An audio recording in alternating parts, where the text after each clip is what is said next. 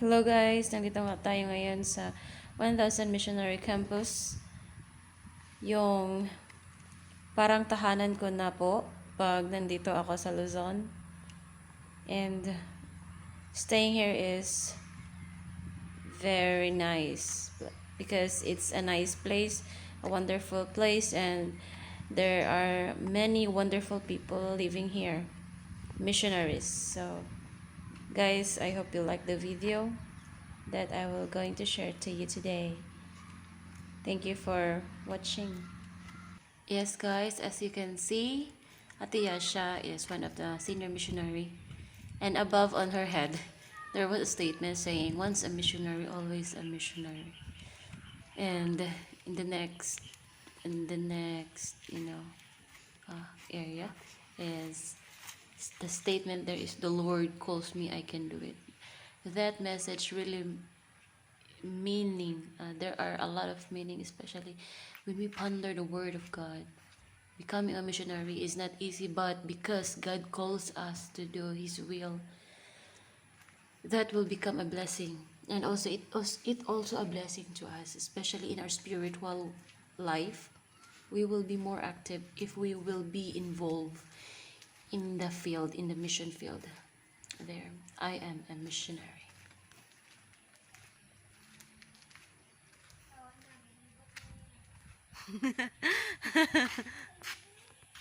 So yan yung baga the garden. Yan yung girls dormitory. Yeah, pag may missionary training, yung mga girls ay sineseparate yung yung girls ay may sariling dorm, tsaka may dorm din doon sa boys. Doon na area. Yeah. But now we are entering into the wedding garden.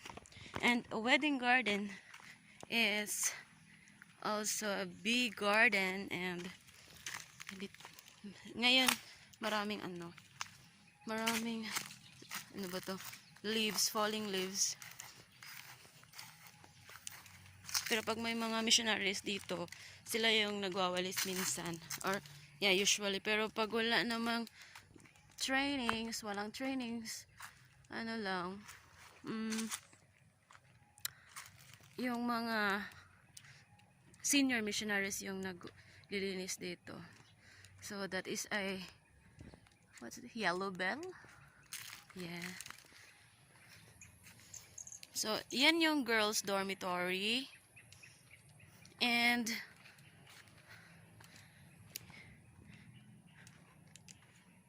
ito, so this area pala guys is a wedding garden area.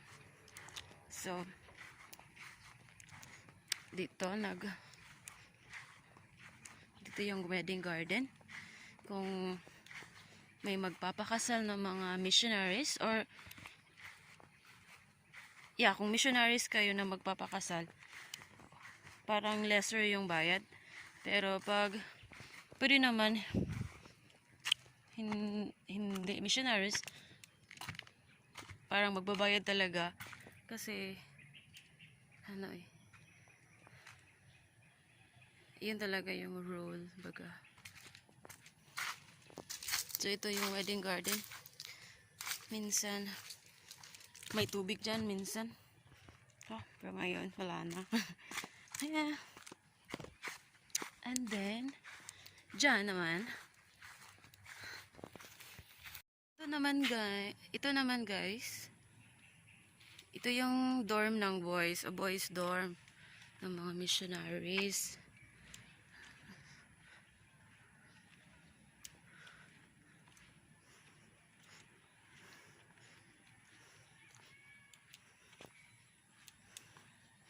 And we are now heading to a cafeteria pag may training dito.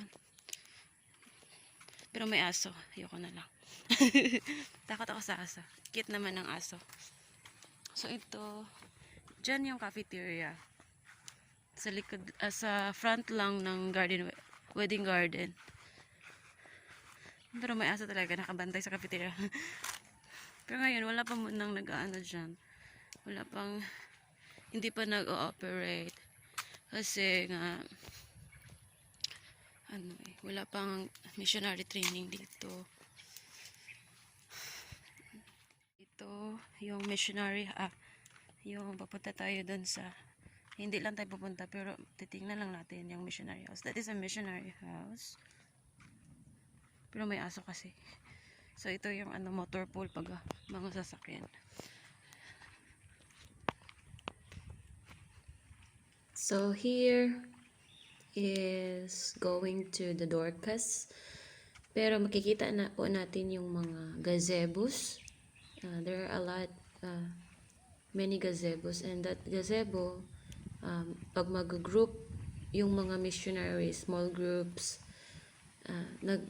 may groupings dyan. So, dyan sila nagmi-meeting, tapos nag-worship, nag-share about experiences, and prayer, nagpe-pray sila dyan. Yan yung mga gazebo, color green, may net yung yung kubo. Tapos yan naman ay hagdanan papunta ng Dorcas. So it's nice to be here talaga. How I wish to be here forever. But you know, it's I'm just staying here for a little while. So ito na lang yung mga memories ko na makikita ko. Kaya nagvi-video ako. Yan si Kuya Romy. Siya yung senior missionary. Siya yung nagpapa-beauty ng campus. Siya yung nagtitrim ng mga halaman. So, may doon sa taas, may nakasulat na... That is... Okay.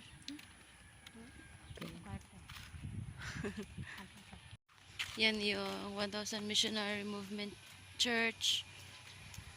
Hindi na ako pupunta doon, malayo na kasi. So, just in the way na lang ako. Dito na ako sa daan, mag-video. Yeah. Wala akong kata. And, ito sa Tiasha. Yung Dorcas, guest house. Kung may mag-guest dyan, pwede dyan mag-stay. And doon,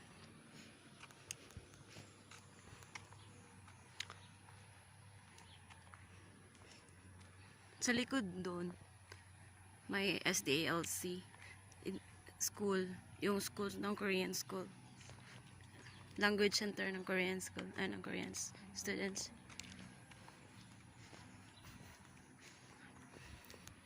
So dyan naman yung admin, guys.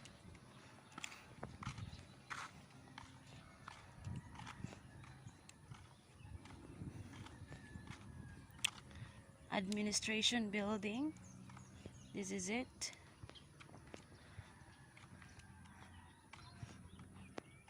Kung may training, nilalagay nila yung flags dyan sa may pole. Pero ngayon walang training, kaya walang flags. Pero pag may training, may flags dito. So, I like to video this kasi maganda yung weather. Kaya, gusto ko mag-video. Yeah, here.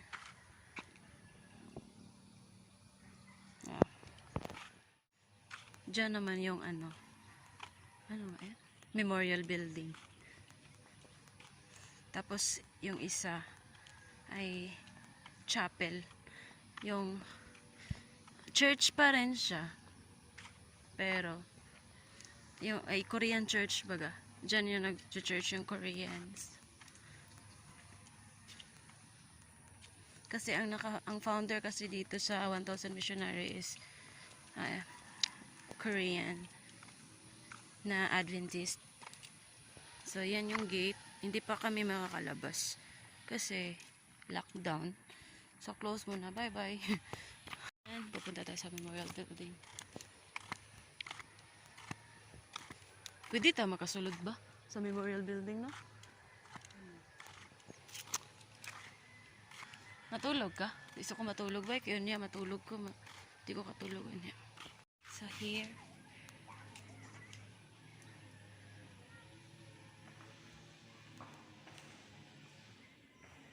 yung mga memories nandito. Maraming books. 1000 missionary. Here.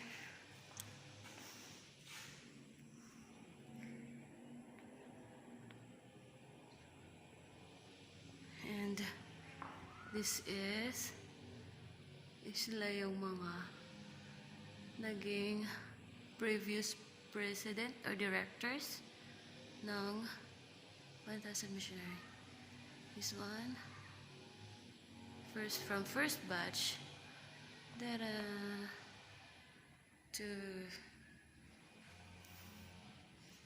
hindi pala. Hindi pa yun.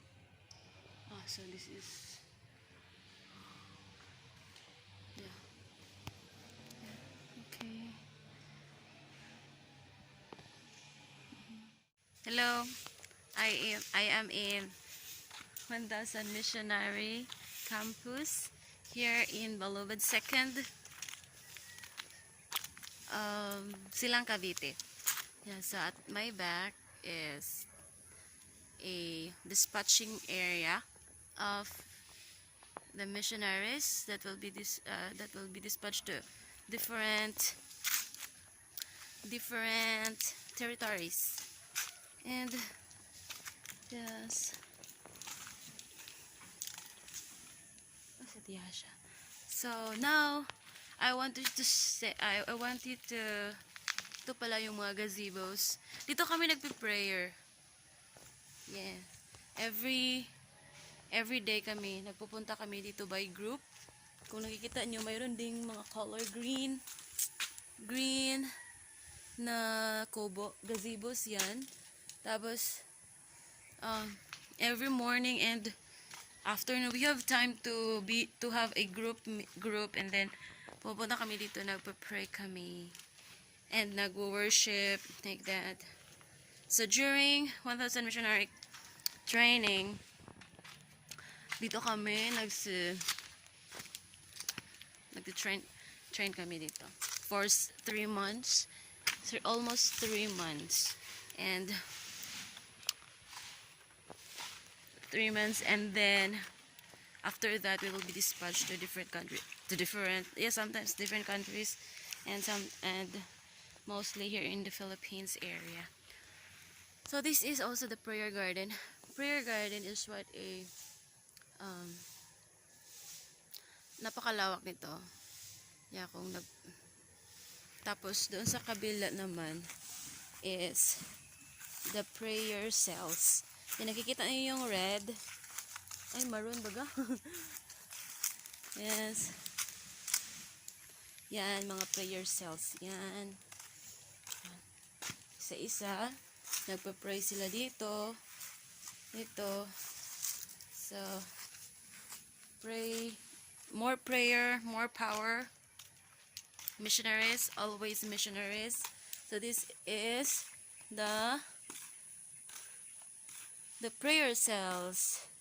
And yeah, there are a lot of gazebos, actually, more than, I think,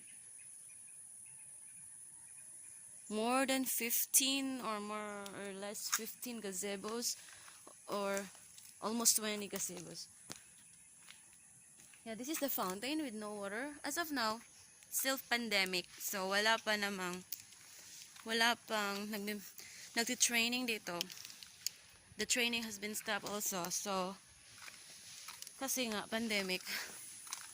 So ngayon, napaka quiet na place dito, ang place na to. So guys, here is a glimpse, and yeah, this is also number 1 gazebos. This is the number 1 because the gazebos have their own numbers para hindi malilito yung mga tao, yung mga missionaries. So, konti lang talagang taas of now dito, pero you know, staying here is worthwhile kasi hindi nakaka-stress, tapos walang maingay, tapos yung naririnig mo lang ay yung mga huni ng ibon. Yeah. So guys, thank you for watching. Goodbye.